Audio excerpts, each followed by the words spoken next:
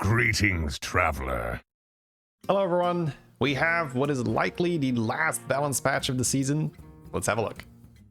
Our first change is a hero change. Professor Putricide was already buffed quite a bit in a previous patch, where they just made the creations better. They removed a lot of the bad ones, they moved some things on the lower tier so you get it earlier, and now they're also making the hero power cost 3 gold.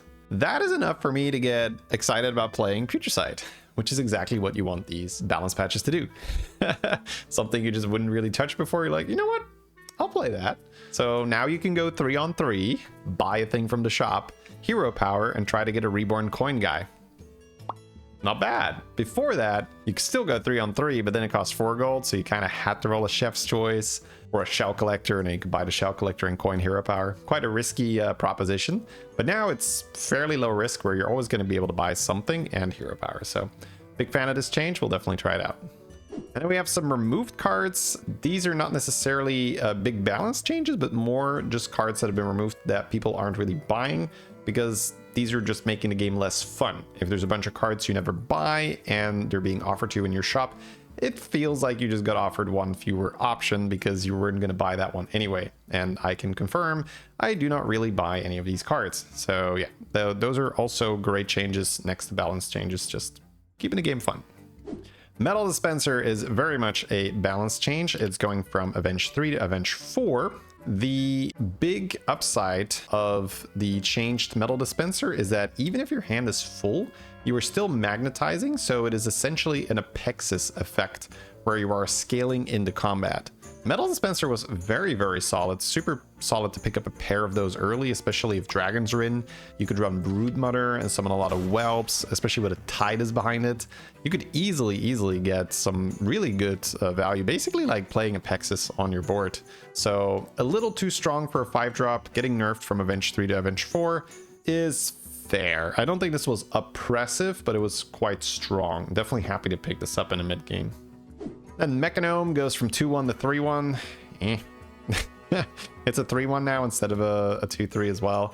I mean, yeah, sure. And some shops, sure, but I'm not forcing it, you know? But if you roll 2 of these guys, yeah, 100%. Just put them down and then just buy 1 or 2 more mechs and you're strong and you're good to level. So, but it's not gonna, I don't think it's gonna change my play style too much in the early game. Shimmermoth, also a balance change, and from my, I suppose, experience talking to viewers, people in the Discord, we have a Discord, by the way, put a link in the pinned comments if you want to join that community. We get a lot of complaints about people saying, oh, beetles are broken, it's too strong, and I do think they're very strong for what you need to be able to do for them. So I don't think they're necessarily a problem in the ultimate like balance of what is possible. But in order to do, say, a full stun trake pivot, you have to play APM pirates and you need to make a bunch of money. You need to make much big guys and you need to buy and hold like 2 or 3 Mutinists, hold a Golden Titus in your hand, hold us, right? That's a lot of work. Whereas for beetles, it's like, I got my Rarran, I got my Fellhorn. Let's scale and do AFK scaling. And I think that's where people had a problem with. Were like, you know, this is really strong for the amount of effort you have to put in. Anyone can just like sort of complete a shopping list where, oh, I just need to put these cards on my board and then my board goes up. So instead of +2/+2 every time the beetle takes damage, or Shimmermoth rather, it's now +2/+1, which makes the tokens a bit more manageable, makes them easier to take down. Overall, I was okay with beetles before, but I definitely had some frustrating matches as well where I felt like I had a really good board and I was countering the beetles, but then the beetles were so big that it didn't matter. You know, I played like a Windfear and Nuzao and I took out their board and then like, oh, your beetles are just tanking my board anyway, even though I just, you know, killed most of it. So fair change. Happy to see that happen. Progenitor is going to be +3/+2 as a bit of compensation. That's fine. I don't think... You know, it's like an okay card to have if you have an Avenge setup, but it definitely was not oppressive before, so a little bit of buff there to compensate for Shimmermoth getting weaker, I think is fine. Turquoise Skitterer, same thing here. It goes from 4/4 to 5/5. This card was not really played in a lot of my games. It's sort of more like randomly, oh, it's on your board and you have a reborn. Okay, sure, let's do it. Oh, I have a Macaw. I can trigger the Skitterer. Okay, sure, let's do it. But you were pretty much always getting out of this in favor of the Shimmermoth because it just scaled so much better because of the opportunity with Rarran. You could just trigger the Fell guy, the Battle Cry so many times that Turquoise Skitterer can't really compete.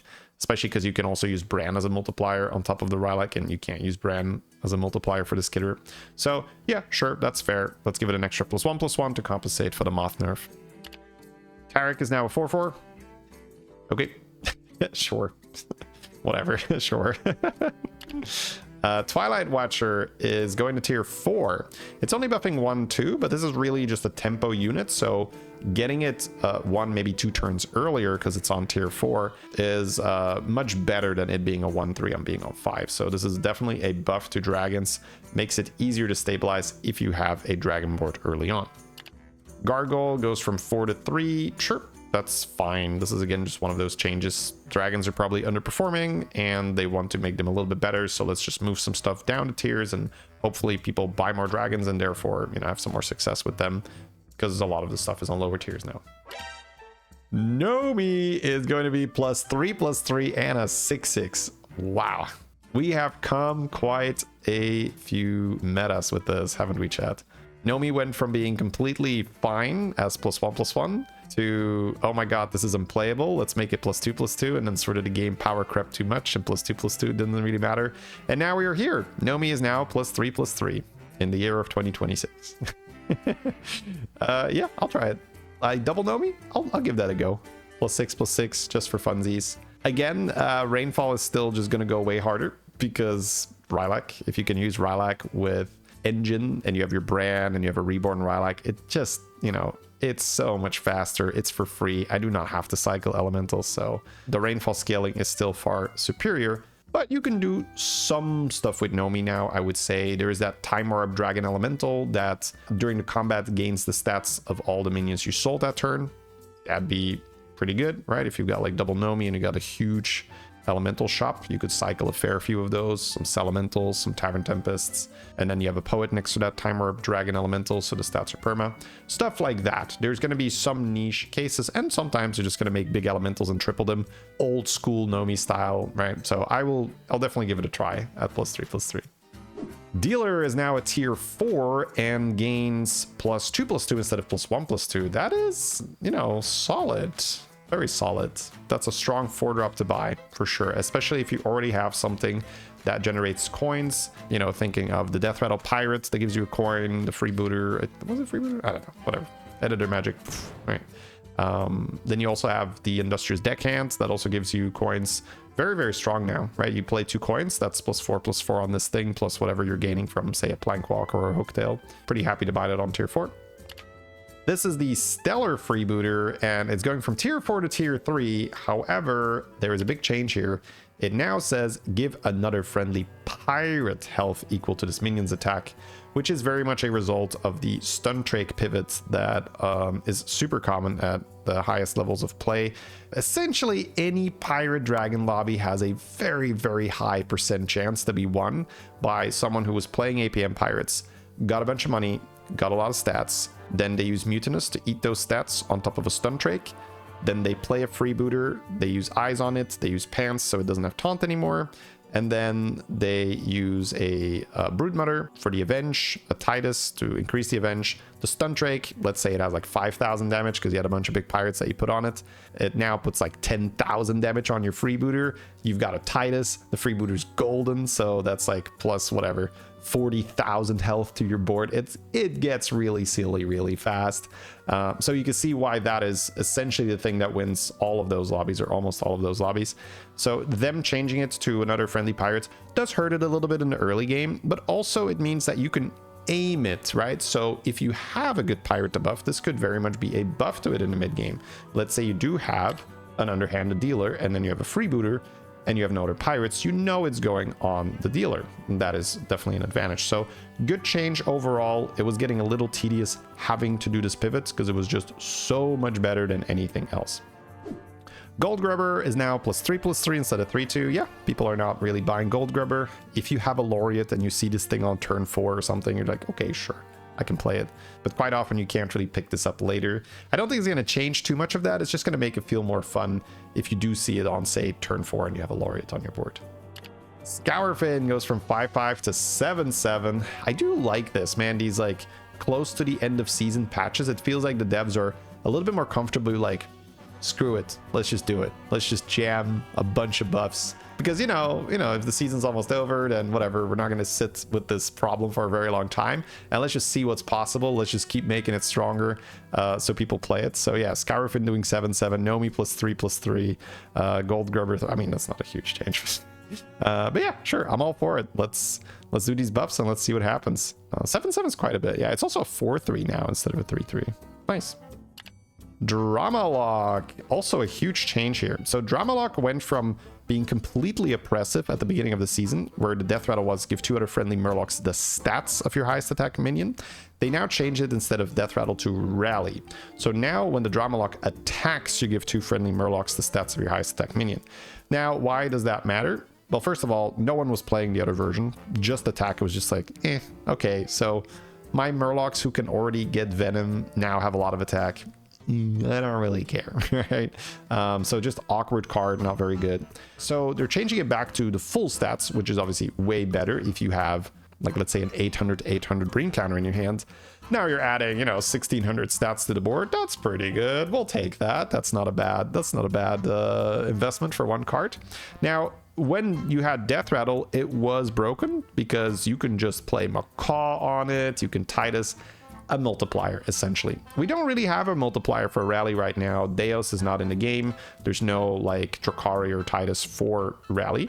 So without a multiplier, I am happy to try this. Now that's still a good card, right? If you do have a huge Bream counter, you do just, add 2 of those Bream counters to the board effectively, stats-wise. So we'll have to see, right? Are we suddenly still playing a lot of Murloc and then you just get like 2 Drama Locks in the front and you just like get huge stats and it's too good?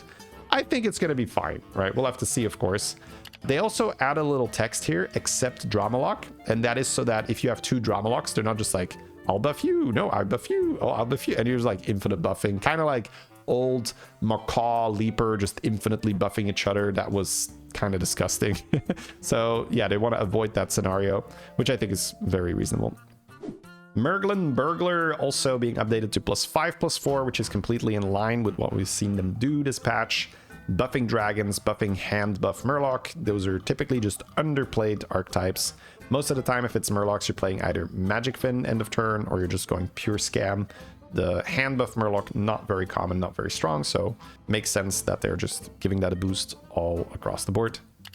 Tycoon is going from a tier 5 to a tier 4. Now that is fun, because you can now hit this with eyes, which I don't think is broken, because it's not like the golden one is that different. It just summons a golden knight. But if you can gather 5 eternal tycoons, you can hypothetically go for the infinite Exodia comp. So that is going to make it far more doable. Like, let's say you are infinite and you're playing pirates and you have a lot of money, you could technically just, hold some Eyes of the Earth Mother, and now you can just pivot into it and have this like infinite comp, which I wouldn't really recommend. I don't think it's going to be insane. Your opponent just plays like, 2 Annoyatrons and suddenly like, my knights aren't dying. That's a problem. So there is absolutely problems with that, but I think it's just fun. And Eternal Knights are not broken by any means. So again, it's one of those changes the devs make where they say, well, people aren't playing this. Let's just make it a tier 4 instead of a tier 5 and let's see what happens. And I'm all for that. Hoping to get some fun mid games where maybe I start with an Eternal Knight pair, then I get an Eternal Tycoon early on and just have some fun with that. Lucky Egg does not really get changed. They just changed the text from discover to choose to make it more apparent that the minion is already on the board. So I think some people might have been disappointed where they choose a Sanders and like, oh, I'm gonna make a minion go. Oh, the Sanders is on the board and I don't get the battle cry. I think you could probably just remove Sanders, but there's hypotheticals where you're Shutterwalk and you would actually like a Sanders on your board and you can hero power it. So it's fine that they keep it in the discovery pool, but they now made the text choose from it instead of discover, which I think people automatically link discover to, oh, it goes to my hand afterwards. Time Warp Raider, again, just like a minor change. It now is hits twice, which is beneficial if you have the Marauder on your board, buffing the effectiveness, the Shore Marauder of all the pirates and elementals on your board. It just makes Time Warp Raider better if he triggers twice instead of just giving him a bigger number. Caretaker goes from 4 skeletons to 5, so this is a little bit like Overflow, where you play it with like a Macaw triggering Caretaker, but then you don't really go for Overflow because it buffs the attack of Undead. It's a bit of a weird card. Most of the time, if you go for Attack Undead, you play it with the Weaver, the tier 6 undead, and you combine that with Shipman, the tier 5 pirate, and that way you generate a lot of spells, you can play a lot of spells, the Weaver just buffs, and it's just far more than Caretaker. I don't think this changes too much. I don't think I'm suddenly like, ooh, Caretaker. So Mercules is now at 10-5 and buffs +4/+4, so that's another one of those hand buff Murloc nudges. I was like, you know, want to play some Murlocs? We'll make it stronger. So okay, I'm all for that. Make the underplayed type stronger.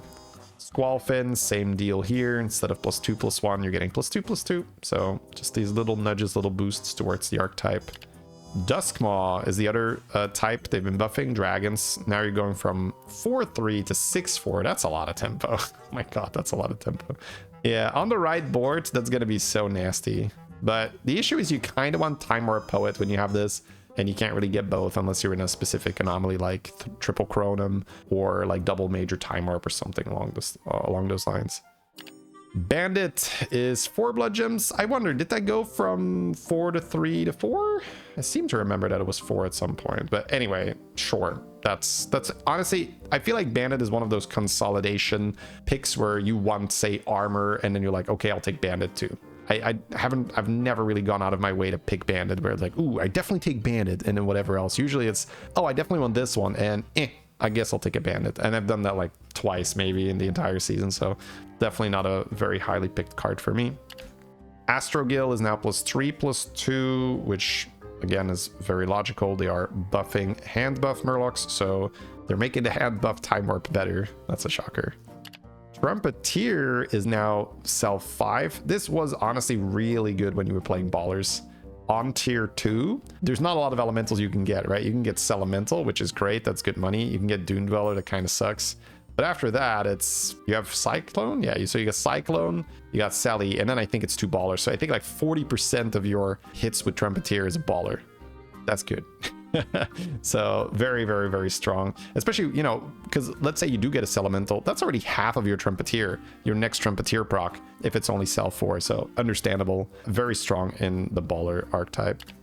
Frogs is now a 1 Chronum. I like that. I like that. This is not oppressive right now. Anyone can just run a Windfury Nuzao and ruin your day. So yes, make it lower risk, make it lower investment, and then people can try playing a Frog build a little bit more because it's not their full Time Warp turn. Snow Elemental going from 2 to 1. This was really good at the beginning when Ballers were very, very popular. But now that people have just gotten better at all the comps and we've seen some buffs to other comps, like for instance, if dragons are in, I almost never want to play Ballers because I just know someone's going to make a big stun trake and I'm stuck here on tier 2 doing nothing. So I can't really stop that. And there's other examples where people have gotten much, much better at playing Acid Rain with Rylak. So if beasts are in, I don't really want to play Ballers either because I know that the person that has a Rylak is going to get like Acid Rains that are like 8,000 stats or something, so I can't really compete with Ballers. So I'm okay with that. They nerfed the Trumpeteer, they buffed this one where it only costs 1 Chronum. I think that's fair. I don't think that's a problem. Oh man, Whirlotron going to 2. That could have honestly happened like 2 weeks into the season. I cannot understand how this wasn't a 2 cost. Because especially combined with Apexis. Apexis was so ridiculous at the start with this thing. It was just good regardless. So yeah, I mean, this is long overdue. This thing was way too good for 1 Chronum. Twirler, same deal. Way too good for 1 Chronum. Now, I think that this came online a little later where, you know, Apexis was really the super meta breaker in the beginning. Well, I guess it was first Drama Lock, but that got changed very quickly. Then it was Apexis. So I think this has been overpowered a bit longer, or overpowered is the wrong word. This was meta a bit longer, whereas the Twirler, it went a bit under the radar. Sure, there were people who figured it out from the beginning, but I think, you know, like 1 or 2 months in, people knew like, oh, this is actually really, really good. If you have any kind of gem buffs, I can just, you know, buy, like I have a brand on the board and I can buy Geomancers from the shop and just put 4 blood gems on this, and now I play 4 blood gem barrages, and that's pretty sick. Or I could just have Prophet of the Boar on my board and cycle some Quill Boar and get a bunch of gems that way. Very, very, very good Quill Boar Time Warp, so very deserved that this is 2 Chronum, and again, long overdue. Overfiend, yeah, this was unpickable. So, man, what a buff. From 2 random to 1, and the buff's twice as much. Okay, I'll just randomly buy this at some point, because they more than doubled it, right? They went from 2-2 to 4-4, and it costs only 1 chronom instead of 2. So in a way, it's like 4 times as good instead of only 2 times as good. So yeah, I'll give that a try. Maybe like armor plus overfiend and be like, okay, sure. Let's see. Does it do anything? Crazy overpriced when you think about it, huh? It was bad at the beginning. Yeah, I basically never picked this. And we also have some returning anomalies. Now, I'm pretty excited about this. These are very, very fun. Again, I really like that Blizzard is doing this where, yes, this is, again, likely the last balance patch of the season. New season should happen like around middle of April if we do the math. So we just get to have some more fun, right? Let's make it a little bit more wild. These are wild anomalies. We have money match. You start at 10 gold. Let's go. Go Gannett's Tempest.